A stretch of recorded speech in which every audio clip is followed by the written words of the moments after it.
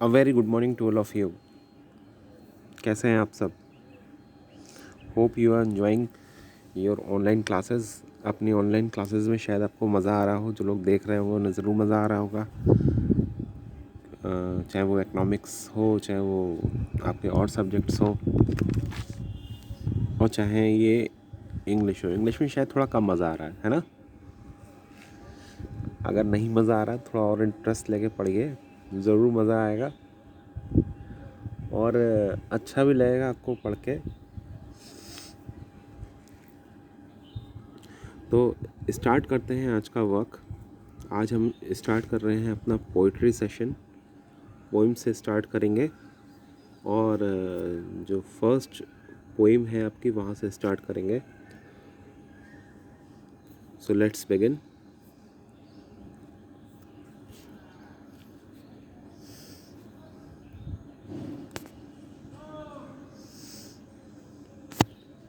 Poetry. Okay. जब मैंने आपको सिलेबस बताया था आपका, तो आपको पोम के बारे में भी बताया था। पोइम में आपका दो स्ट्रेंजाज आएंगे। उन दो स्ट्रेंजाज में से किसी एक का आपको एक्सप्लेनेशन लिखना पड़ेगा, राइट? 8 नंबर का आएगा ये। और इसके अलावा एक सेंट्रल आइडिया आएगा किसी पोइम का। किसी भी पोइम का एक सेंट्रल आइडिया आपको लिखना होगा और एक आपको जो पोइम का स्टेंजा आएगा उसका एक्सप्लेनेशन लिखना होगा। ये दो चीज़ें जो हैं हमारे पोइट्री सेक्शन से आएंगी और ये भी 14 मार्क्स जो हैं वो कैरी करेंगी। सेंट्रल आइडिया लिखने के लिए ज़रूरी है कि आपने पोइम को सबसे अच्छी तरीके से पढ़ा हो, बहुत अच्छी तरीके से पढ़ा हो पोइम को। और अगर आप एक्सप्लेनेशन लिख रहे हो, एक्सप्लेनेशन लिखने के लिए भी ज़रूरी है कि आपको पोइम की पूरी समरी आती हो। अच्छी तरीके से आपने सारे उसके स्ट्रेंजर्स पढ़े हो, तभी आप उसका एक्सप्लेनेशन लिख सकते हो या आप उसे पहचान सकते हो। पहचान नहीं पाओगे अगर आपने पढ़ा नहीं ढंग से, राइट? तो आज हम लोग शुरू करते हैं अपनी first poem.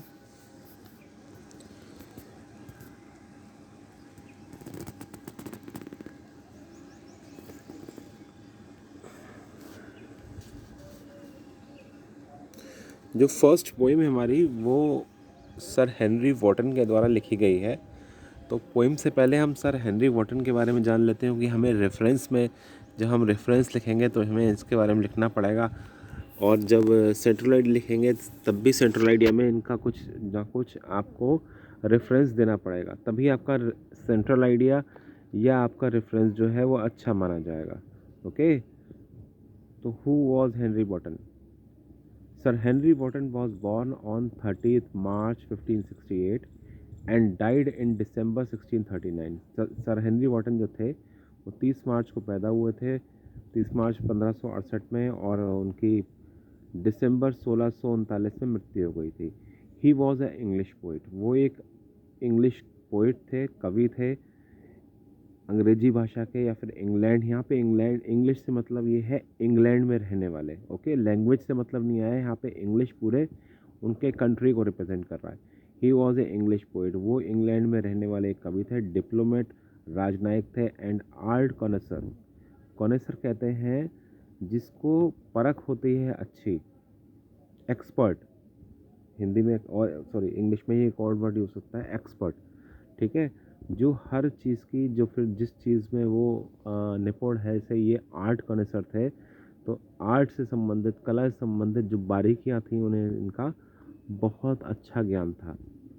So he was a English poet, a diplomat, and an art connoisseur. Okay.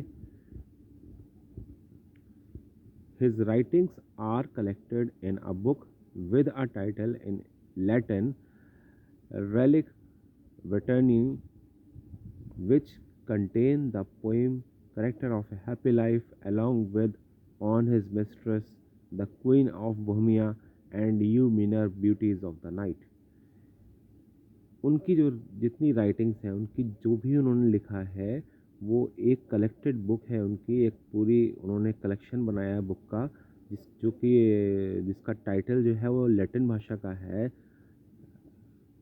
Relic वर्टनिया नाम से, और जिसमें character of a happy life के साथ साथ ऑन हिज मिस्ट्रेस और द क्वीन ऑफ बोहेमिया और you meaner beauties of the night भी संकलित की गई हैं। एक इनका पोइट्री पोइम्स का संकलन है, एक बुक में सारी इनकी पोइम्स का संकलन है, जिसका जो टाइटल है वो लैटिन है। लैटिन में जो नाम है वो ये दिया हुआ है, आप लोग देख रहे होंगे स्क्रीन पे, रेलिक वोटनिया। और उसी में character of a happy life इनकी पोइम है, जो आपके कोर्स में है, जो हम आज करेंगे, character of a happy life, right. और इसके अलावा ऑन हिज मिस्ट्रेस है, द क्वीन ऑफ बोहेमिया है, और you meaner beauties of the night. तो ये सारी पोइम्स का कलेक्शन इनके इस रेलिक वोटनिया में है। ओके, अच्छा, इनके बारे में एक चीज़ और थी जो यहाँ पे जो है मेंशन मैंने नहीं किया है, शायद मैं भूल गया था। वो ये है कि इन्होंने एक बहुत ही अच्छी, जो इनका फेमस लाइन है, इन्होंने एक लाइन एम्बेसडर के बारे में कही थी। एम्बेसडर क्या होता है? एम्बेसडर वो आदमी होता है जो राजदूत होता है, दूसरे देशों में हमारे देश का प्रतिनिधित्व करता है, ठीक है। हमारे देश का प्रतिनिधित्व करने वाला जो अब्रॉड में, जो दूसरे देशों में जो राजनयिक होता है, उसे एम्बेसडर कहते हैं। तो एक एम्बेसडर से रिलेटेड उनकी लाइन है, एक कोटेशन है, वो बहुत इंपॉर्टेंट है, बहुत इंपॉर्टेंट भी, बहुत फेमस भी है। क्या है वो? N ambassador is an honest man. एक एम्बेसडर जो होता है, एक राजनयिक जो होता है, बहुत ही ईमानदार व्यक्ति होता है। An ambassador is an honest man sent to lie, जिसे कि भेजा जाता है, sent to lie abroad for the good of his country, जिसको कि अपने देश की अच्छाई के लिए बाहर झूठ बोलने के लिए भेजा जाता है। जिसको भेजा जाता है बाहर झूठ बोलने के लिए, वो झूठ बोलता है बाहर जाके, दूसरे देशों में वो झूठ बोलता है, किस वजह से? अपने देश की भलाई के लिए। तो जो डिप्लोमेट है, जो एम्बेसडर है, उसके बारे में इनकी ये लाइन जो है बहुत फेमस है, बहुत अच्छी लाइन है, कई जगह जो है कोटो करी जाती है। So let's start our poem, character of a happy life. जो टाइटल है पोइम का वो है character of a happy life. Character मतलब चरित्र, ऑफ ए हैप्पी लाइफ मतलब एक सुखद जीवन का। एक सुखद जीवन का करेक्टर जो है वो क्या हो सकता है? How a man can become happy, एक आदमी जो है वो कैसे सुखी रह सकता है। What are the things that he has to assimilate in his life, what are the things that he has to do in his life if he wants to become his life as happy। ऐसी कौन कौन सी चीज़ें हैं जिनको अगर हम अपनी life में अपना लें, या फिर जिनको हम अपना करेक्टर बना लें, ऐसी कौन कौन सी चीज़ें हैं जिसके थ्रू हमारी लाइफ, जिसके ज़रिए हमारी लाइफ जो है वो हैप्पी हो सकती है, हम सुखद हो सकते हैं। कई बार ऐसा होता है, देखो हम लोगों के लाइफ में भी इस समय बहुत ही प्रैक्टिकल एग्जाम्पल आपके सामने है। वैसे हम लोग हमेशा कोशिश करते हैं, प्रार्थना करते हैं, दुआ करते हैं कि हमें छुट्टी मिल जाए, स्कूल बंद हो जाए, है ना। संडे का वेट करते रहते हैं बहुत सारे स्टूडेंट्स, है ना।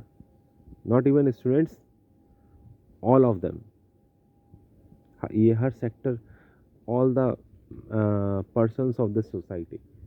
इस सोसाइटी में जितने पर्सन्स हैं, मेरे ख्याल से सभी लोग जो है 6 दिन काम करते हैं, और 6 दिन काम करने के बाद 7वें दिन हमें बहुत इंतज़ार रहता है छुट्टी का, है ना। And that one day holiday is very special for all of us. एक दिन की छुट्टी होती है, वो हमारे सबके लिए बहुत अच्छी होती है। क्यों? Because at that day we are free to do anything, हम कुछ भी करने के लिए बिल्कुल फ्री होते हैं। But now just because of this pandemic, okay, अभी एक महामारी चल रही है, इसकी वजह से क्या है, हर दिन एक हॉलीडे है। So are you enjoying this holiday? बताइए, अब ये हॉलीडे अच्छा लग रहा है? नहीं। क्यों? Because it is a forced holiday. ये थोपा गया है, ये हमें अपने आप नहीं मिला है। We are trying to go out, but there are some restrictions by our government, by our family persons and by ourselves also. खुद के द्वारा भी हमने अपने ऊपर कुछ रिस्ट्रिक्शंस लगा रखे हैं कि छुट्टी होने के बावजूद भी हम बाहर नहीं निकलेंगे। क्यों? Because of the fear of that corona. तो रिस्ट्रिक्शंस हैं हमारे ऊपर। तो जहाँ रिस्ट्रिक्शंस हैं, जहाँ पे पाबंदियाँ हैं, क्या हम वहाँ खुश हैं? नहीं। हम खुश कहाँ हो सकते हैं? जहाँ पे हमारे ऊपर कोई रिस्ट्रिक्शन नहीं होता। कोई भी चीज़ रिस्ट्रिक्टेड हो। If you are going for a party, आप किसी पार्टी में जा रहे हो, okay, but there was a bodyguard with you, और there is a bodyguard with you. आपके संग एक बॉडी गार्ड भी है, तो can you enjoy? No. If you are doing something at your home, आप अपने घर पे कोई काम कर रहे हो, कोई नया काम कर रहे हो, और पीछे से आपके फादर या आपकी मदर बराबर आपके ऊपर वॉच रखे हुए हैं, बहुत गौर से देख रहे हैं कि आप क्या बना रहे हो। कोई नया कुछ क्रिएटिव बना रहे हो, कुछ नया बनाने की कोशिश कर रहे हो, लेकिन अगर कोई पीछे से, चाहे वो माँ हो, चाहे पापा हो, चाहे कोई बड़ा भाई बहन हो, अगर वो बराबर आपको देखता जाएगा, यू कांट कंसंट्रेट, आप कंसंट्रेट नहीं कर पाओगे, वो चीज़ बनी नहीं पाएगी। होता है ऐसा। तो जहाँ पे ये रिस्ट्रिक्शन आ जाता है, जहाँ पे ये दखल आ जाता है किसी दूसरे का, वहाँ पे वो जो हैप्पीनेस है वो अपने आप चली जाती है, अपने आप गायब हो जाती है। ओके। और किस तरीके से हैप्पी रह सकते हैं? अगर आपने कोई गलत काम नहीं किया है, अगर आप प्योर हो, कुछ गलत नहीं किया, किसी का बुरा नहीं किया, किसी से कोई उधारी नहीं है, किसी को कुछ देना नहीं है, आप फ्री हो, हैप्पी हो, कहीं से कहीं तक कोई भी आपको परेशानी नहीं होगी। और अगर आपने किसी का कोई कर्जा ले रखा है, या फिर किसी का कुछ बुरा कर रखा है, कहीं कोई चोरी चकारी कर रखी है, you will lose all your happiness. सारी की सारी खुशी जो आपके जीवन की है वो चली जाएगी। यही सर हेनरी वॉटन ने यही सारी बातें इस पोइम में बताने की कोशिश करी है। Okay, so let's start. How happy is he born or taught, that serveth not another's will। कितनी बढ़िया बात है, देखिए। हाउ हैप्पी इज ही, कितना सुखी है वो आदमी, कितना खुश है वो आदमी, कितना अच्छा है वो आदमी। How happily he is leading his life. कौन व्यक्ति? How happy is he born or taught, शुरू से ही, स्टार्टिंग से ही, अपने जीवन से ही, या फिर उसे बाद में जिसे पढ़ाया गया हो। ठीक है, ऐसा व्यक्ति, या तो जो जन्म से ही ऐसा हो, या जिसने बाद में सीख लिया हो। क्या? दैट सर्विथ नॉट अनदर्स विल, दूसरों की इच्छाओं के ऊपर जीना, दूसरों के आदेशों के ऊपर जीना।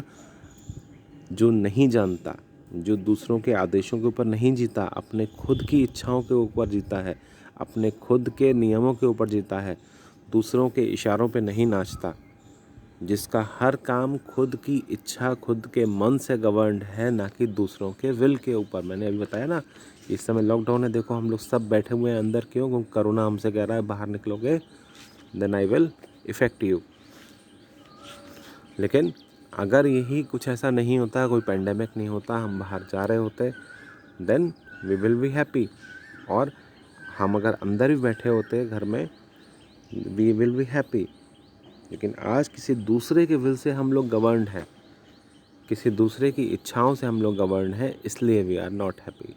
तो वही वो कह रहा है, how happy is he born or taught, that serveth not others will. जो व्यक्ति दूसरे की इच्छाओं का गुलाम नहीं होता, दूसरों के आदेशों का गुलाम नहीं होता, वो बहुत खुश रहता है, उसका जीवन सुख से भरपूर रहता है।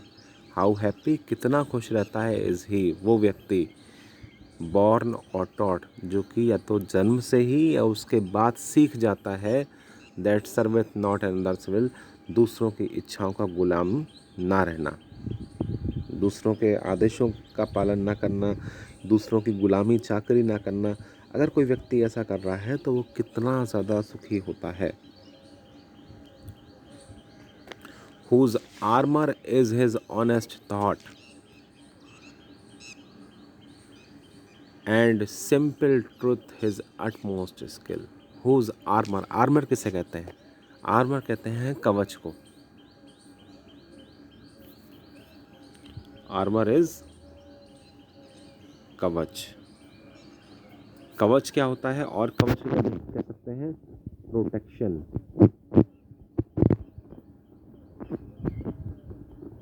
प्रोटेक्शन, ठीक है। अब इस समय कोरोना से हमारा जो कवच है वो क्या है? Mask, hand wash. आप मास्क पहन के जाइए, अगर आपको कहीं बहुत ज़रूरी जाना है बाहर, अपने हाथ धो के जाइए, हाथ धोते रहिए, बराबर हैंड वॉश करते रहिए हर कुछ देर में। तो ये सब क्या है? ये सारे हमारे शील्ड हैं। शील्ड किसके अगेंस्ट? आर्मर को शील्ड भी कहते हैं। आर्मर को SHIELD, शील्ड। शील्ड कहते हैं कवच। तो whose armour is his honest thought. जिसके जो आर्मर है, जिसका जो कवच है, वो क्या है? वो कोई ऐसी चीज़ नहीं जो उसने ऊपर से पहन रखी है, ठीक है, बल्कि उसके खुद के ऑनेस्ट थॉट जो हैं, उसके खुद के शुद्ध विचार जो हैं, वही उसके आर्मर का, वही उसके कवच का, वही उसके शील्ड का काम करते हैं। कोई भी बुरी चीज़, कोई भी बुरी आदत उस तक क्यों नहीं पहुंच पाती? क्योंकि उसके थॉट, उसके विचार जो है वो ऑनेस्ट हैं, सच्चे हैं, अच्छे हैं। बुरी बातें वो सोचता ही नहीं है, गलत चीज़ें वो सोचता ही नहीं है, और यही उसके लिए उसका सबसे बड़ा कवच है। उसके पास तक कोई बुराई पहुंच ही नहीं पाती है। क्यों? क्योंकि उसके विचार शुद्ध हैं, क्योंकि उसके थॉट्स, उसके जो थिंकिंग है वो सही है। गलत चीज़ें वो सोचता ही नहीं है। जहाँ पे गलत चीज़ें आपने सोचना शुरू कर देते हो, जिस समय से आप गलत बात सोचना शुरू कर देते हो, तभी आपका ये जो आर्मर है, जो ट्रुथनेस का, जो ट्रुथफुलनेस का, जो ऑनेस्टी का जो आर्मर है, वो अपने आप जो है वो ढह जाता है। कहते हैं ना कि you have to speak 1,000 lie to hide a single lie. एक झूठ को छुपाने के लिए आपको 1000 झूठ बोलने पड़ते हैं। तो as you start telling a lie, जिस दिन आप झूठ बोलना शुरू कर देते हो, वो जो आर्मर है वो आपका अपने आप गिर जाता है, ढह जाता है, ख़त्म हो जाता है। And this armour remains with a happy man forever because his thoughts are simple और honest और clear। ये आर्मर हमेशा ही उस हैप्पी मैन के संग रहता है। क्यों? क्योंकि उसके जो थॉट्स हैं, उसके जो विचार हैं, वो शुद्ध हैं, सही हैं, अच्छे हैं।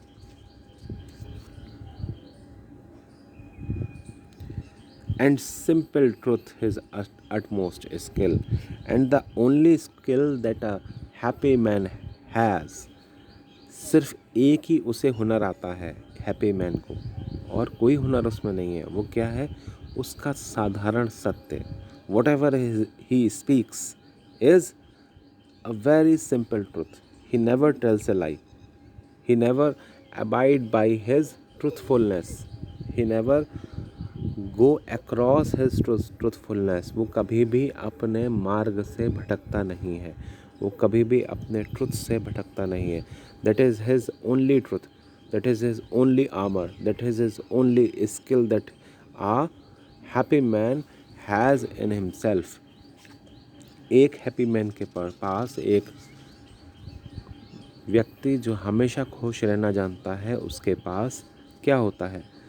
सिर्फ एक ही स्किल, सिर्फ एक ही हुनर उसके पास है। वो ये है कि वो हमेशा ही सच्चाई के साथ रहता है, ट्रुथफुल रहता है, और जो उसके थॉट्स हैं, जो उसके आइडियाज़ हैं, वो कैसे होते हैं? वो ऑनेस्ट होते हैं, सच्चे होते हैं, ईमानदार होते हैं। कभी भी वो बुराई की तरफ नहीं जाता है, कभी भी वो बुरी बातें नहीं सोचता है, कभी भी वो झूठ की तरफ आगे नहीं भागता है। So if you assemble all these qualities in your self, if you assimilate all these quality in your self, अगर ये सारी चीज़ें आप अपने अंदर ग्रहण कर लोगे, क्या?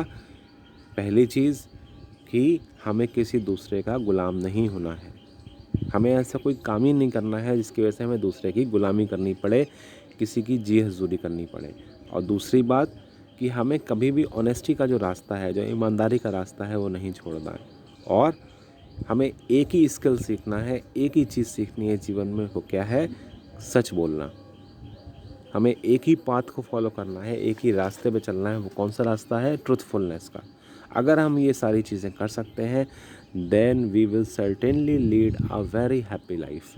हम निश्चित रूप से एक बहुत ही अच्छी, बहुत ही सुंदर जीवन को जिएंगे। Okay,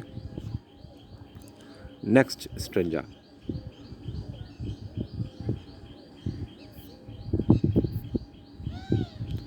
Whose passions not his masters are, whose soul is still prepared for death। देखिए कितनी बढ़िया बात है। ये हम सब में एक वीकनेस होती है, वीकनेस आप कह सकते हो, या फिर एक बुराई होती है। और यही हमारे सारे जो हैप्पीनेस को हम जब भगाते हैं अपने पास से, हैप्पीनेस हमारे पास नहीं रह पाती है, उसका मेन रीज़न यही होता है जो इन 2 लाइंस में दिया हुआ है। पहला उसने क्या रीज़न दिया है? पैशंस। पैशंस क्या होते हैं? What are patience? पैशंस होते हैं हमारे स्ट्रॉन्ग इमोशंस, बहुत ही प्रबल संवेग, बहुत ही प्रबल जो हमारे अंदर इच्छाएं जागृत होती हैं, उन्हें हम कहते हैं पैशंस। ओके, तो कभी कभी क्या होता है कि हम इन पैशंस के गुलाम बन जाते हैं। हमारी इंद्रियां जो हैं, 5 इंद्रियां होती हैं, हमारी इंद्रियां जो हैं वो हमारे कंट्रोल में नहीं हो पाती। हम अपनी इच्छाओं के गुलाम बन जाते हैं। और इसलिए जहाँ पे हम अपनी इच्छाओं के गुलाम बनते हैं, वहीं से हमारी जो सैडनेस है वो शुरू हो जाती है। जो जितनी बुरी चीज़ें हैं, जितनी गलत चीज़ें हैं, या फिर जितनी दुखदाई चीज़ें हैं, वो हमारे जीवन में शुरू हो जाती हैं, जहाँ पे हम अपने पैशंस को अपना मास्टर्स बना लेते हैं, जहाँ पे वो मालिक बन जाते हैं, जहाँ पे हमारी इच्छाएं हमारे मालिक बन जाती हैं, वहीं पे हम उनके गुलाम बन जाते हैं। और जब गुलाम बनते हैं तो वहीं से हमारी सारे दुख दर्द जो है वो शुरू हो जाते हैं, सारे ही सैडनेस जो है हमारी वो शुरू हो जाती है। ओके, और दूसरी चीज़, हमें एक डर हमेशा सताया रहता है, वो है कि द फियर ऑफ डेथ। जिस दिन ये दोनों चीज़ें हमारी लाइफ से, जिस दिन हमें इन दोनों चीज़ों पे विजय पाली, जिस दिन हम इनके ऊपर आ गए, जिस दिन ये सारा फियर जो डेथ का है वो ख़त्म हो गया, और जिस दिन हमारे जो पैशंस हैं वो हमारी स्लेव बन गए, उसी दिन से हमारा जीवन जो है वो खुशनुमा बन जाएगा।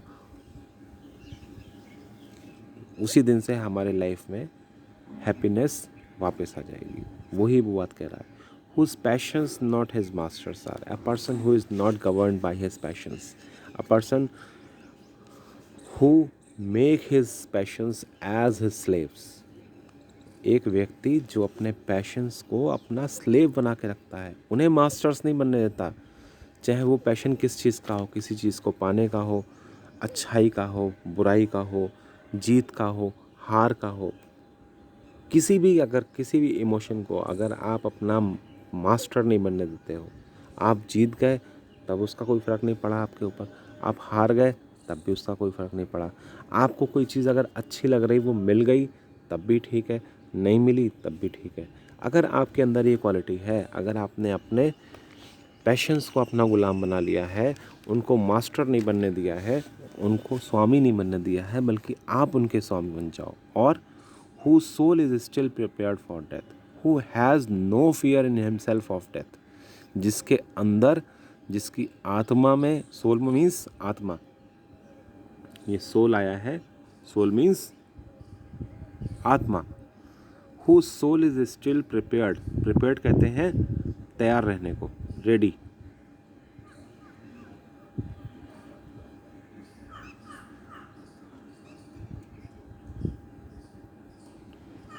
whose soul is still prepared for death, और जिसकी सोल, जिसकी आत्मा हमेशा प्रिपेयर रहती है, हमेशा रेडी रहती है, हमेशा तैयार रहती है डेथ के लिए। अब ये तैयार रहने को क्या कहेंगे, मतलब इसका क्या हुआ? तैयार रहने का मतलब ये है कि जिसके अंदर कोई भी फियर नहीं होता है। जिस व्यक्ति के अंदर डेथ को लेके कोई फियर नहीं है, a person who does not feel any fear from death, who is not fearful by the name of death. अगर डेथ को लेके उसके अंदर कोई फियर नहीं है, अगर डेथ को लेके उसके अंदर कोई डर नहीं है, then his life will become happy. तो वो निश्चित रूप से बहुत ही सुखी व्यक्ति कहलाएगा। अगर पहली बात तो ये है कि वो अपने पैशंस का गुलाम अगर नहीं है, अगर अपनी इच्छाओं को उसने अपने वश में कर रखा है, ठीक है। और दूसरी चीज़ कि अगर उसके अंदर मृत्यु को लेके कोई भी डर नहीं है, तो ऐसा व्यक्ति हमेशा ही सुखी कहलाता है। Untied unto the world of care, of princely love और vulgar breath। Untied मतलब जो बंधनों से मुक्त हो।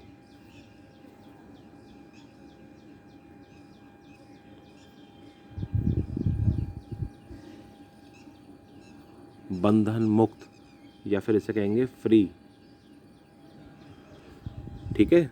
Untied unto the world of care, जो इस संसार की, केयर मतलब चिंता,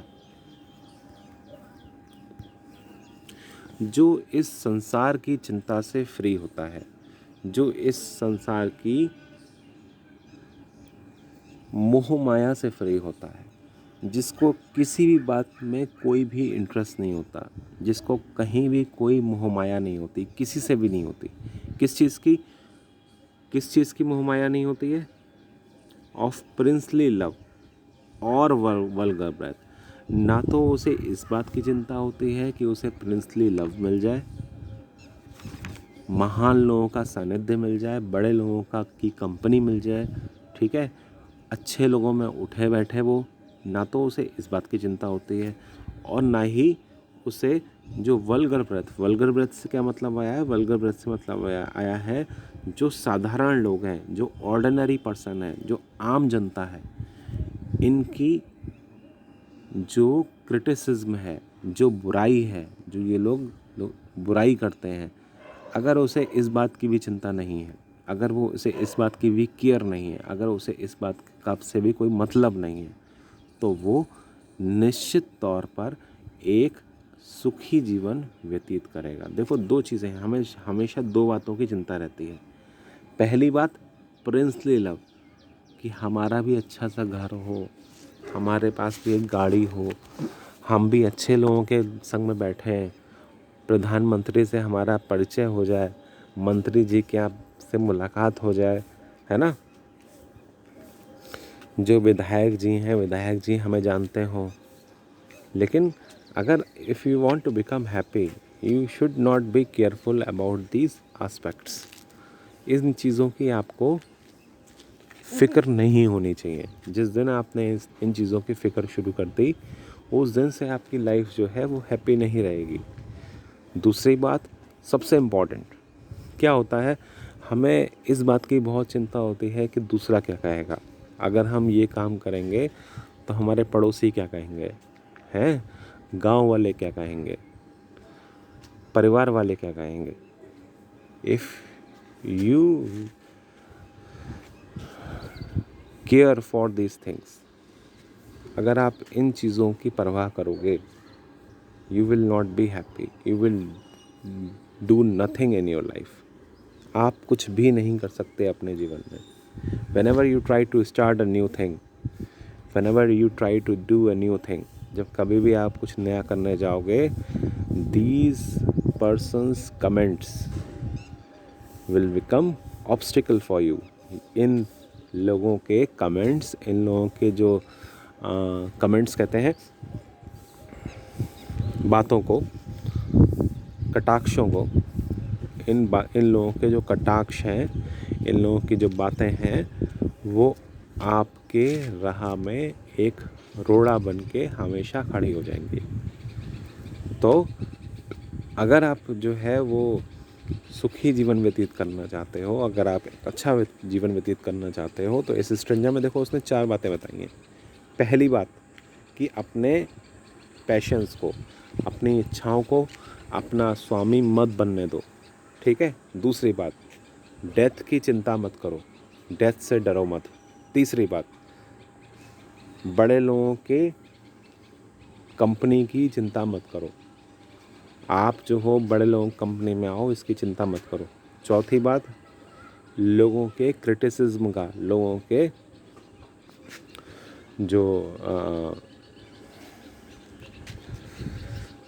बातें हैं, जो कटाक्ष हैं, या फिर जो लोग आपसे कुछ आपकी ओपिनियन के अगेंस्ट जाते हैं, आपकी बातों के अगेंस्ट जाते हैं, उनकी बातों का बिल्कुल भी आप ख्याल मत करिए। अगर आप ये सब करने में सक्षम हैं, अगर आप ये सब चीज़ें करने में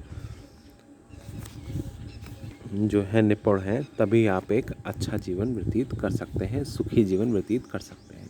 Whose passions not his masters are, whose soul is still prepared for death, untied unto the world of care। इस मोह माया के अगर जंजाल से आप बाहर हैं, ना तो आपको किसी ऑफ प्रिंस लव, मोह माया का है कि ऑफ प्रिंस लव, बड़े लोगों का सानिध्य और साधारण आदमी का कटाक्ष, अगर इन दोनों चीज़ों से आप बाहर हैं। क्रिटिसिज्म को शायद हिंदी में मुझे ध्यान नहीं आ रहा है, इसका वर्ड क्या कहते हैं,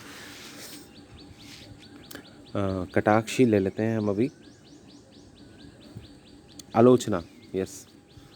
अगर आप लोगों की आलोचनाओं से बाहर हो, अगर आप लोगों के क्रिटिसिज्म की परवाह नहीं करते हो, उनकी आलोचना की परवाह नहीं करते हो, उनकी बातों की परवाह नहीं करते हो, तो आप निश्चित रूप से एक अच्छा जीवन व्यतीत करोगे, एक सुखी जीवन व्यतीत करोगे।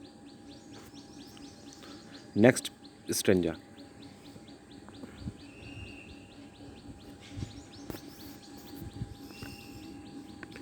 who hath his life from rumors freed, whose conscience is his strong retreat, whose state can neither flatters feed, nor ruin make opposers great। बहुत अच्छी लाइन्स है। Who hath his life from rumors freed, जिस व्यक्ति की life जो है free होती है, किससे, र्यूमर्स से। र्यूमर्स किसे कहते हैं, अफवाह। र्यूमर्स मतलब होती हैं अफवाहों। जिस आदमी की लाइफ इस संसार में व्याप्त, इस संसार में होने वाली अफवाहों से दूर होती है, जो अफवाहों का ख्याल नहीं करता, अफवाहों पे ध्यान नहीं देता, ठीक है। 2 मिनट में अफवाह हो रही है, अरे ऐसा हो गया, अरे वहाँ पे ये हो गया, अरे ऐसा हो गया।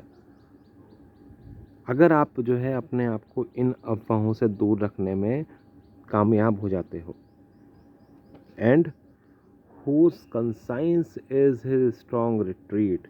conscience किसे कहते हैं, conscience कहते हैं विवेक को आपके। अगर आपका विवेक इतना स्ट्रांग है, विवेक क्या होता है,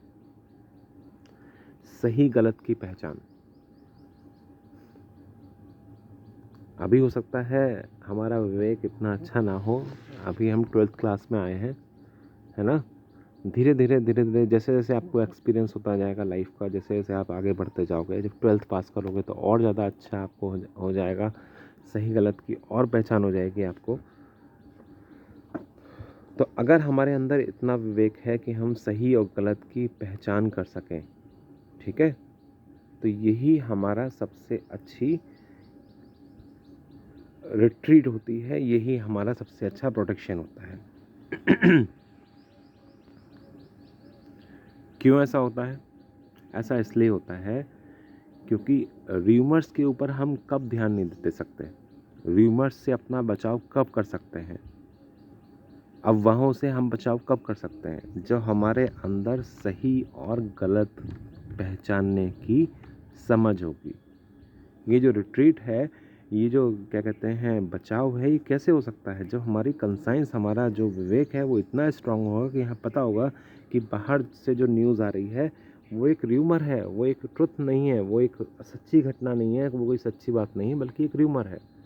तो हम अपने आप को इन र्यूमर्स से कैसे फ्री कर सकते हैं? जब हमारी कंसाइंस जो है, जब हमारी अंतरात्मा जो है, जब हमारा विवेक जो है वो स्ट्रांग होगा, तब हम लोगों को सही गलत की पहचान करा सकते हैं, तब हम सही और गलत में पहचान सकते हैं। एक जो सुखी व्यक्ति है वो सही और गलत की पहचान कब कर पाता है? र्यूमर्स से अपने आप को कब बचा पाता है, अफवाहों से अपने आप को कब बचा पाता है? जब उसकी कंसाइंस, उसका जो विवेक है, उसकी जो सही और गलत पहचानने की क्षमता है, वो उसको ये बता देती है कि ये चीज़ गलत है। जब उस व्यक्ति, एक सुखी व्यक्ति का विवेक इतना स्ट्रांग होता है कि वो अफवाहों को अपने पास आने ही नहीं देता। जैसे ही कोई अफवाह उसके पास आती है, उसका विवेक जो है उसे बता देता है कि ये सच्ची घटना नहीं है, सच्ची बात नहीं, बल्कि एक अफवाह है। इसलिए इन अफवाहों का उसके ऊपर कोई भी प्रभाव जो है वो नहीं पड़ता है।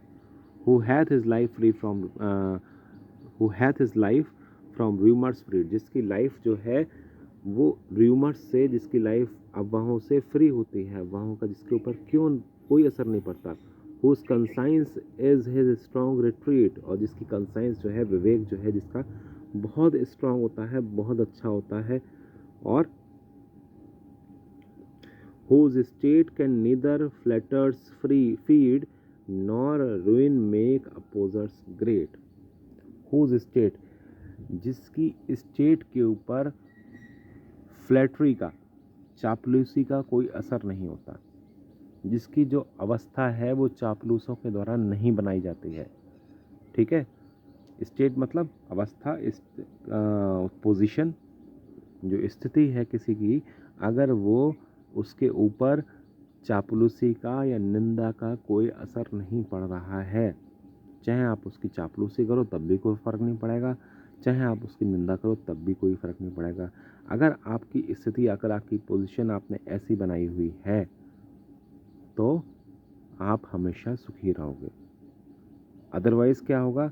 अदरवाइज़ ये होगा कि जहाँ लोग आपकी जो है वो निंदा करना शुरू करेंगे, तभी आपकी पोजीशन जो है वो डाउन हो जाएगी। तो अपने आप को ऐसा बनाइए, अपनी पोजीशन को ऐसा बनाइए, अपने चरित्र को, अपने कैरेक्टर को ऐसा बनाइए कि लोग आपकी चाहे निंदा करें, चाहे आपकी प्रशंसा करें, दोनों ही कंडीशन में आपका अस्तित्व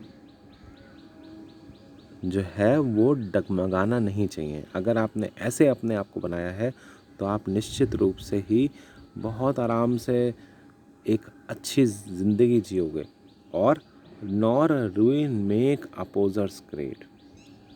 देखो, एक तो ये है कि अगर आप सक्सेस गेन करते हो, ठीक, अब एक एग्जांपल देता हूँ आपको, ये लास्ट 2 लाइन से related, whose state can neither flutters feed nor ruin make oppressors great. हमने एग्ज़ाम दिया, ठीक है, एग्ज़ाम में हमने कुछ जो है वो आपत्तिजनक सामग्री जो है हमने यूज़ करी, ठीक। आपत्तिजनक सामग्री कैसे यूज़ करी कि बराबर वाला जो था, हमने उससे पूछ के कुछ क्वेश्चंस के आंसर लिख दिए, या हमने उसके आंसर्स को कॉपी कर लिया। ओके, अब क्या होगा?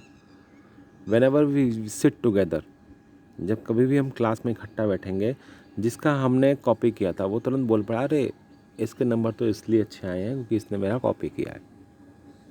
जो आपने अपनी पोजीशन बनाई थी, आपकी फ़र्स्ट अगर आई है क्लास में, वो जो फर्स्ट क्लास में आई थी, वो हो सकता है अगर आप उन क्वेश्चंस का आंसर नहीं लिखते तब भी फर्स्ट आ जाती, लेकिन आपने उस व्यक्ति से पूछ के उस क्वेश्चन के आंसर लिखे और जहाँ पे उसने आपकी क्रिटिसिज्म शुरू करी, वहीं पे आपकी स्थिति डगमगा गई। लोगों के मन में जो आपके लिए इज्जत बनी थी वो तुरंत की तुरंत जो है वो धूमिल हो गई, वो तुरंत की तुरंत मिट गई। तो अगर ऐसा नहीं किया है आपने, अगर आपकी स्टेट, अगर आपकी स्थिति, अगर आपकी पोजीशन आपने ऐसी बनाई है जो लोगों की प्रशंसा से या उनकी निंदा से नहीं डगमगाती है, ना ही nor ruin make oppressors great, और ना ही आपका रुइन, आपकी बर्बादी, आपकी हार आपके अपोजर्स को, आपके प्रतिद्वंदियों को ग्रेट बनाती है। अगर ऐसा है, अगर आपकी हानि से या फिर अगर आपकी हार से दूसरों को जो है अच्छा अनुभव नहीं हो रहा है, जीत मतलब अगर हारने के बाद भी जो व्यक्ति आपसे हार रहा है वो जीत का अनुभव ना करे, आपको हरा के भी अगर उसे जीत का अनुभव ना हो, तो फिर आप निश्चित रूप से एक सुखी व्यक्ति हो, आप निश्चित रूप से एक अच्छे व्यक्ति हो, एक बहुत ही अच्छी लाइफ जियोगे, राइट। तो इसमें देखिए कौन कौन सी बातें बताई। इसमें उसने बताई, पहली बात उसने बताई कि आपकी लाइफ जो है वो र्यूमर्स से, अफवाहों से फ्री होनी चाहिए, अफवाह का आपके ऊपर कोई असर ना पड़े। दूसरी बात उसने बताई कंसाइंस, जो विवेक है आपका वो बहुत स्ट्रांग होना चाहिए, ठीक है, बहुत ही अच्छा होना चाहिए, समझ आप में बहुत होनी चाहिए, सही और गलत की पहचान आपके अंदर होनी चाहिए, तभी आप एक अच्छी ज़िंदगी जी सकते हो, सुखी जीवन जी सकते हो। और whose state can neither flutters feed, अगर आपकी स्टेट जो है, अगर आपने जो अपनी पहचान बनाई है, अगर आपने समाज में कोई आपने मुकाम पाया है, वो मुकाम जो है वो फ्लैटरी की वजह से अगर नहीं पाया है, तभी आप जो है वो सुखी जीवन व्यतीत कर सकते हो। और ना ही आपकी हार पे आपके जो अपोजर्स हैं, आपके जो एनिमीज़ हैं, आपके जो दुश्मन हैं, आपके प्रतिद्वंदी जो हैं, वो अगर जीत का अनुभव कर रहे हैं, नहीं कर पा रहे हैं, अगर उन्हें अच्छा नहीं लग रहा है, तभी आप जो हो वो एक अच्छी लाइफ जी सकते हो, या तभी आपका जीवन जो है वो सुखी हो सकता है। बहुत अच्छी पोइम है, बहुत अच्छे आइडियाज़, अगर इन बातों को अपने जीवन में आप अगर उतार लेते हो तो आप निश्चित रूप से आप भी एक बहुत अच्छा जीवन व्यतीत करोगे। जो इसके बाद के स्टेंजाज हैं वो हम दूसरे वीडियो में करेंगे, वरना वीडियो बहुत लंबा हो जाएगा। तब तक के लिए थैंक यू वेरी मच। आपको जो काम दिया गया था फर्स्ट चैप्टर का प्रोज में, वो अभी तक मेरे पास नहीं आया है, तो कृपया आप पहले वो काम करें और मुझे भेजें, ओके। इससे रिलेटेड एक्सप्लेनेशन जो है वो हम बाद में करेंगे जब पोएम हमारी कंप्लीट हो जाएगी। So thank you very much for watching me and listening me. आपका दिन शुभ हो। Have a great day and stay at home and stay safe.